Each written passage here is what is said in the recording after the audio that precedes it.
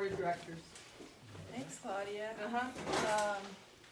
Well, I'll say a bit about myself, and then I'd like to hear everybody else's name here in a bit about you too. So, I live in Cave Junction area. I've been in this area for, how long have I been here, Barry? Well, I met you back in '87. Yeah. Oh, wow. So, you know, came here to protect ancient forests, basically, and evolved into different aspects of environmental work, but kind of around the time of the Biscuit Fire in 2002, I realized that climate change is really the issue, and also got really disgusted with politics and wanted to just focus bioregionally on growing things in my backyard. So biochar became a really perfect avenue for both of those things for me, because it addresses climate issues in a really profound way, and also addresses soil, building soils for resilience and self-sufficiency. So that's why I'm into it. My background with biochar, I first heard of it in probably 2006, when stories started coming out in the news about Terra Preta, the Amazonian experience with biochar.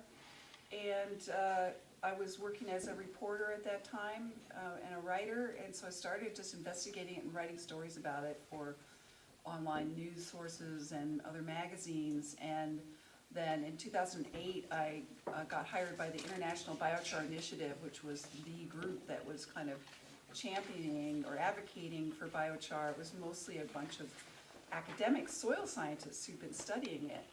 So I worked for them for four years, and the biggest thing I did there was manage the process of creating biochar standards.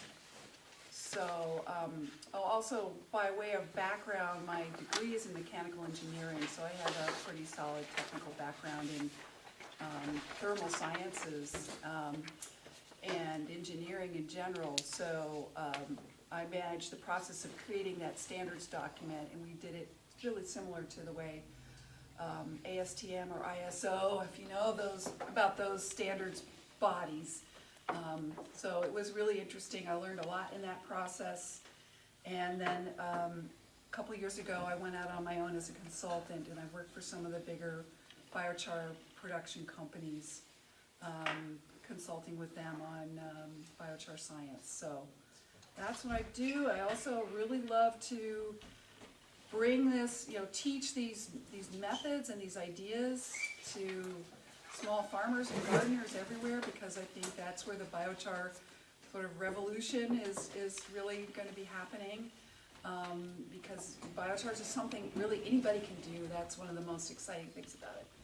So that's me and my background, and I'd just like to hear a word or two from everybody, where your name, where you're from, and what you do. I'm Jim Hall, and I live in Grants Pass. I moved there in 2013. I grew up in Hawaii, though. But I've been involved with the Small Farmers Union and different organizations to present kind of the same thing, biochar and soil health and that sort of thing on Maui. I retired from the electric company, and just hadn't gotten involved with anything over here until I saw this brochure, and thought it would be a great chance to see, because there is differences locally with the weather and the soil and everything, so nice to see it. Oh, I'm Charlie Newsom. I'm with Josephine County Master Gardeners. I'm the current vice president, and I'm interested from the home garden scenario. I saw we recently had an instructor talking about this type of method used in ancient days, and I got interested in it, and that's the reason I'm here. And I'm Peter Pernarelli. I'm also with Josephine County Master Gardeners, and I'm here because Charlie said, come on. That's a good enough reason. What do we say now? Just Your name? I was where over you there from? working. Oh, Barry Martin, and I lived and worked in this area since '87. Doing a lot of earth first stuff initially, and then kind of semi-retired. from the activist community. But I'm still active in some organizations here in Williams.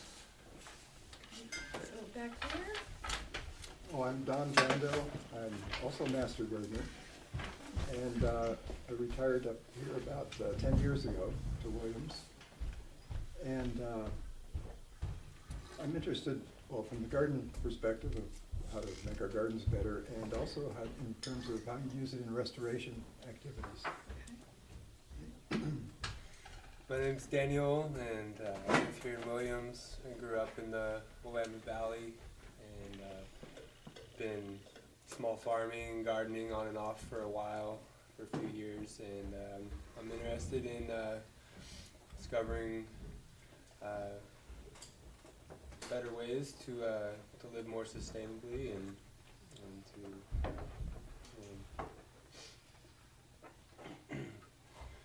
yeah. I'm Cheryl Bruner. I live in Williams. On the board of directors, as Claudia said, for the Williams Community Forest Project. My husband and I have a small farm called Cherry Gulch Farm here.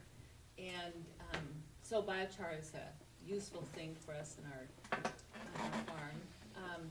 Primarily, I got interested and did a course actually with Kelpie a couple years ago in biochar because of my interest in fuels reduction in our area and other places, and looking at ways that with fuels reduction that it can happen in a way that's sustainable so that we're not causing air pollution and burning the wood. And so any further information is always good.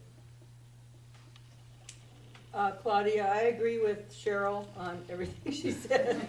Yeah, especially with public land management and the future of the carbon imprint pollution with burning. If we could implement biochar, if that's sustainable or feasible, that would be really interesting to work as a partner with BLM or the Forest Service. And as for myself, I have Southern Oregon Mediation Center in Grants Pass, and I'm a home gardener. Peter Robb, I'm down from Azalea. I'm an organic gardener and small woodlot owner up there. Seeing the potential of biochar just opened my eyes to the possibilities, the functionality, the process, how I can incorporate it into what I'm trying to achieve here in Azalea.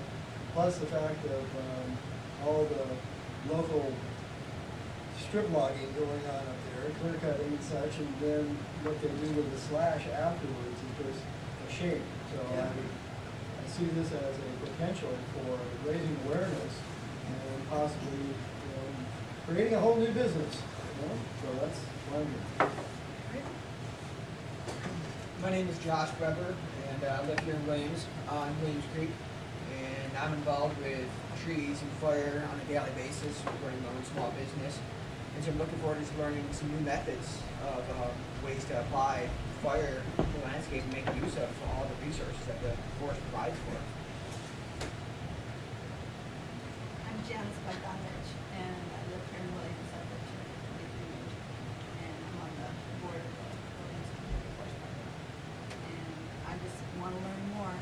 They've got about 4 acres of trees and stuff, so I don't know what to do with it.